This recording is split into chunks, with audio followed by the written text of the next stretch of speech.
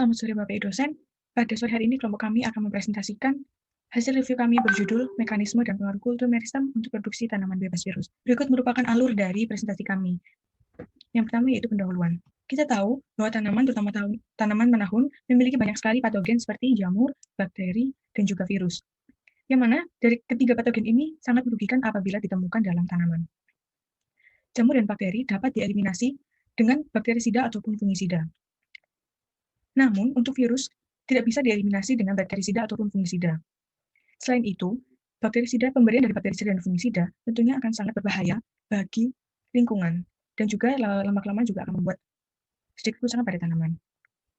Teknik kultur jaringan merupakan teknik yang berguna untuk pertumbuhan dan multiplikasi tanaman menggunakan larutan nutrien dan juga dilakukan pada lingkungan dikontrol dalam kondisi yang aseptis.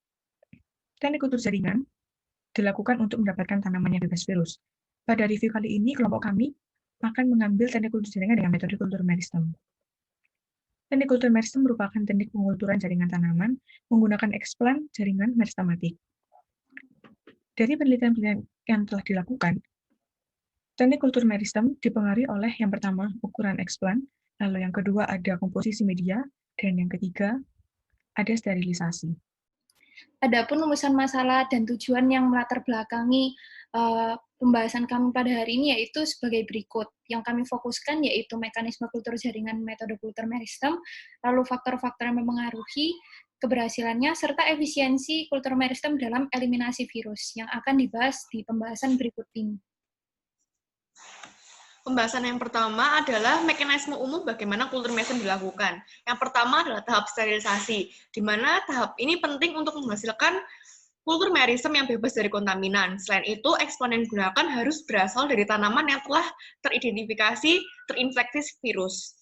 Kemudian berlanjut dengan inokulasi eksplan ke media dengan kombinasi ZPT maupun antibiotik sesuai dengan spesies yang digunakan.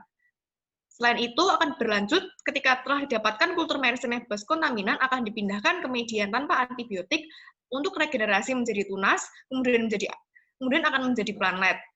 Tahap akhir dari kultur meristem adalah untuk mendeteksi virus pada planet apakah masih terdapat virus menggunakan PCR, RT-PCR, ataupun ELISA. Untuk aplikasi kultur meristem dapat digunakan untuk menghasilkan tanaman bebas virus dan patogen. Kultur meristem juga membantu dalam pemulihan tanaman dan berguna bagi mikropropagasi tanaman secara in vitro. Selain itu, kultur meristem juga digunakan untuk kriopreservasi. Berikut merupakan tabel perbandingan metode dari keempat jurnal utama yang kami gunakan. Dan berikut merupakan perbandingan hasil optimum dari keempat jurnal tersebut. Pengaruh yang pertama adalah sterilan, di mana pada grafik dapat terlihat waktu sterilisasi mempengaruhi tingkat kontaminasi pada eksplan Hosta capitata. Sterilisasi eksplan terbaik adalah dengan waktu 10 menit menggunakan NaOCl, di mana jika lebih dari 10 menit akan terjadi nekrosis sel yang disebabkan oleh toksisitas NaOCl. Jika dikurang dari 10 menit akan mengakibatkan tingkat kontaminasi yang masih tinggi. Pengaruh yang kedua yaitu ukuran meristem yang dapat dilihat dari jurnal Vivek dan Modgill 2018, di mana semakin besar ukuran eksplan, tingkat kontaminasi dan eksudat fenol penyebab browning pada medium juga meningkat. Namun meristem dengan ukuran yang terlalu kecil tidak dapat berproliferasi dengan baik dan menghasilkan tunas. Maka dari itu, pada penelitian ini, ukuran eksplan meristem yang optimum adalah 0,3 sampai 0,4 dan 0,5 sampai 0,5 mm. Dilihat dari tingkat kontaminasi dan keberhasilan proliferasi. Pengaruh yang ketiga adalah pengaruh zat pengatur tumbuh, di mana semua eksplan mampu bertahan dalam media MS yang mengandung BA atau TDZ dan NAA dengan berbagai konsentrasi. Namun pada tabel yang kami paparkan menunjukkan tingkat efisiensi dalam regenerasi tunas sangat bervariasi, di mana sangat bergantung dengan kombinasi ZPT yang digunakan. Eksplan yang dilakukan berbagai perlakuan akan menunjukkan hasil regenerasi tunas lebih besar dibandingkan dengan kontrolnya, kecuali pada eksplan yang diberikan perlakuan BA 0,5 mg per liter dan NaA 1 mg per liter. Pemberian NaA dengan konsentrasi yang rendah akan menunjukkan regenerasi yang lebih besar daripada NaA dengan konsentrasi tinggi. Pemberian kombinasi 2 mg per liter TDZ dan 0,5 mg per liter NaA serta 3 mg per liter TDZ dan 0,1 mg per liter menghasilkan jumlah tunas tertinggi dengan peningkatan 100% daripada kontrolnya. Akan tetapi Expan kontrol memiliki berat bobot segar tertinggi daripada pemberian kombinasi TDZ dan NaA dengan konsentrasi yang berbeda-beda. Kemudian pengaruh ZPT juga diteliti pada jurnal Quiros et al. Dari hasil yang kami peroleh, dari hasil yang diperoleh terlihat bahwa BAP, ZPT BAP pada Meristem fragaria kiloensis bisa meningkatkan multiplikasi tunas dan juga menurunkan tingkat oksidasi. Namun, untuk morfogenesis seperti peningkatan tinggi jumlah daun maupun akar, ZPT tidak berperan secara signifikan karena hasil pada kontrol WGR atau without growth regulator memiliki hasil yang tertinggi. Perlu digarisbawahi juga bahwa pengaruh ZPT ini sangat dipengaruhi oleh jenis kultivar yang digunakan, yaitu puren maupun kontulmo.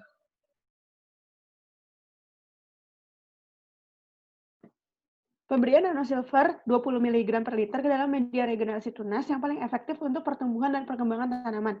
Karena hal tersebut menunjukkan hasil tinggi tanaman paling tinggi dibandingkan pemberian nanosilver dengan konsentrasi yang berbeda. Pemberian konsentrasi di atas 20 mg per liter akan menurunkan tinggi tanaman. Diketahui semakin tinggi konsentrasi nanosilver yang diberikan akan menurunkan tinggi tanaman karena hal tersebut dipengaruhi adanya peningkatan sitokinin. Faktor terakhir yang mempengaruhi adalah pemberian PVP dan juga AA, di mana PVP dan AA berperan sebagai antioksidan. Di sini PVP dan AA akan berperan untuk mengurangi adanya reaksi Browning pada media yang sangat tidak diinginkan, karena reaksi Browning dapat menyebabkan kerusakan enzim dan juga keracunan pada Expan. Dapat diketahui konsentrasi optimum untuk meningkatkan respon morfogenik dan diferensi planet kultivar puren adalah 100 mg per liter PVP pada media MS 50%, sementara pada kultivar kontulmo adalah menggunakan media MS 100% dengan PVP 300 mg per liter. Penggunaan AA atau asam ascorbat sebagai antioksidan tidak menunjukkan persentase yang cukup tinggi untuk meningkatkan respon morfogenik dan diferensi planet pada kultivar puren dan juga kontulmo. Selanjutnya yaitu keberhasilan kultur meristem dalam eliminasi virus. Nampak dari tabel hasil penelitian oleh Chang et al. 2019 menunjukkan ada 8 kultivar kentang yang diinfeksikan oleh 4 virus, yaitu ada PVY, PVM, PVS, dan juga PVX.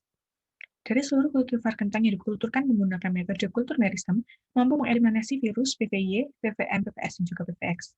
Terutama untuk kultivar Truss, Care, Spring, dan Spare, diketahui merupakan kultivar yang bebas dari seluruh virus.